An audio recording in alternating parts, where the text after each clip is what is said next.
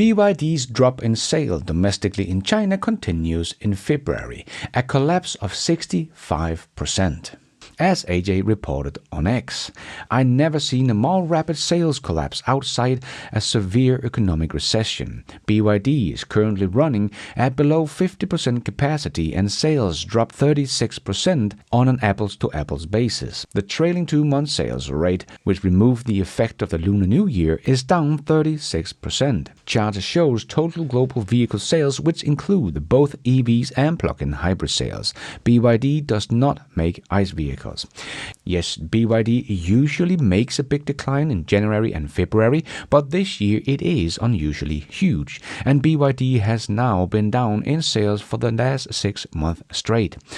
The chart illustrates BYD's global EV and plug-in hybrid sales peaking at 4.6 million annually in 2025 before collapsing, with factories now below 50% capacity amid market saturation, delayed back subsidies, and stale models.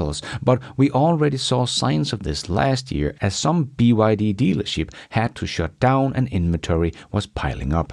But Elon Musk also replied to AJ's post about it and wrote, "That is tough sliding. Factories doing great above 80% capacity, marginally at 60% and mega pain below 50. But BYD's collapse is basically all driven by domestic sales in China, as in January BYD was down 53% in China, as I reported on at the time. But in February, they were down 65% domestically in China.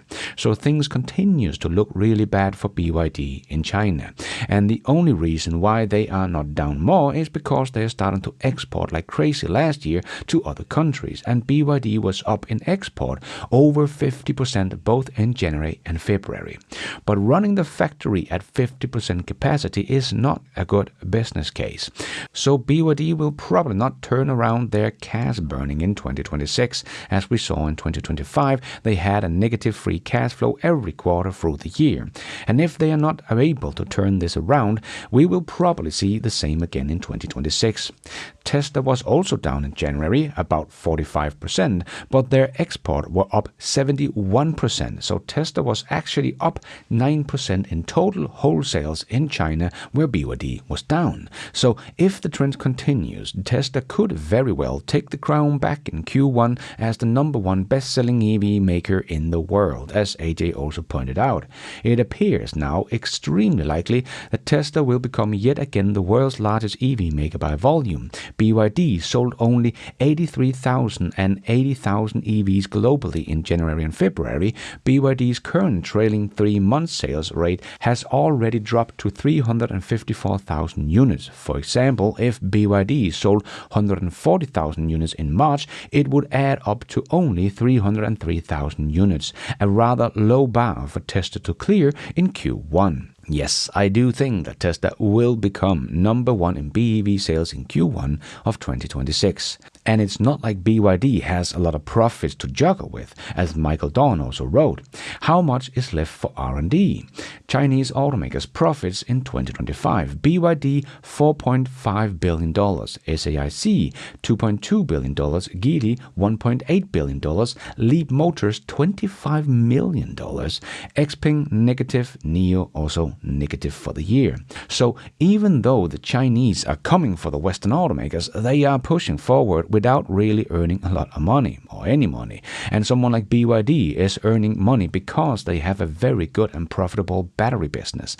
It is not from selling their BEVs. As I said, they had a negative free cash flow every quarter in 2025. But they are, of course, all backed by the Chinese government, and this is a very normal way for the Chinese to become a dominating player in any industry that they want to get into. They ramp up massively, undercut everyone else in the industry no matter the profit margins, and push everyone else out. When they have killed the competition, then they slowly rise the prices again and start earning money. We have seen this play out over and over again in many different industries.